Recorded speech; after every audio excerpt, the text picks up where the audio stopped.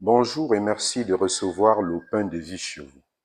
Alors que Jésus a déjà accompli plusieurs signes, la foule est encore à demander d'autres signes venant du ciel, c'est-à-dire de Dieu, pour qu'ils puissent croire en Jésus. C'est en cela que cette génération est mauvaise, car elle demande encore un signe de plus à Jésus. Quel signe attend cette génération? Un signe comme une preuve? Un prodige? Une manifestation de puissance? Quel signe au juste ce peuple attend? À trop vouloir un signe comme une garantie, nous risquons quelquefois de passer à côté de la présence aimante du Seigneur au cœur de notre monde, au cœur de nos vies. Nous n'avons pas à attendre un miracle, un signe éclatant de Dieu pour avoir la foi, pour faire confiance au Seigneur. Tout comme Jonas a été un signe pour Ninive, ainsi la présence de Jésus est un signe pour les gens de sa génération. Et notre vie à nous, frères et sœurs, est déjà un signe de l'amour de Dieu pour nous.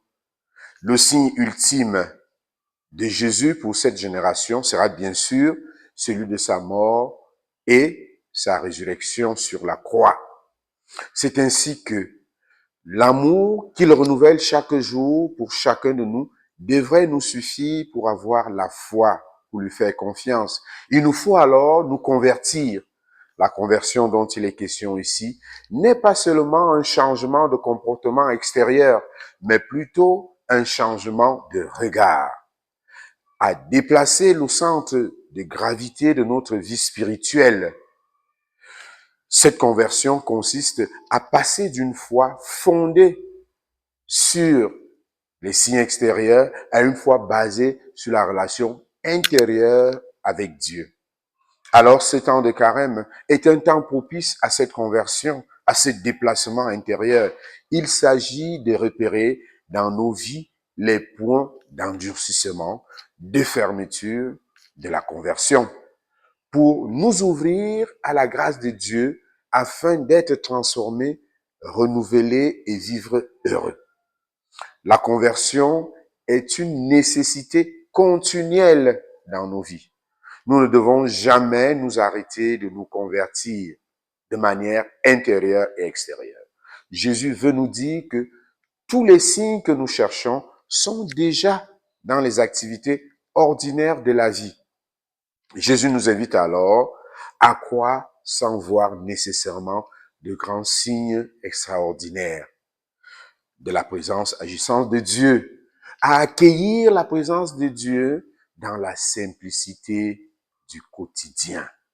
Se convertir, frères et sœurs, c'est donc accepter de ne plus attendre des preuves de l'amour de Dieu, mais à le reconnaître dans la simplicité de l'ordinaire de nos vies.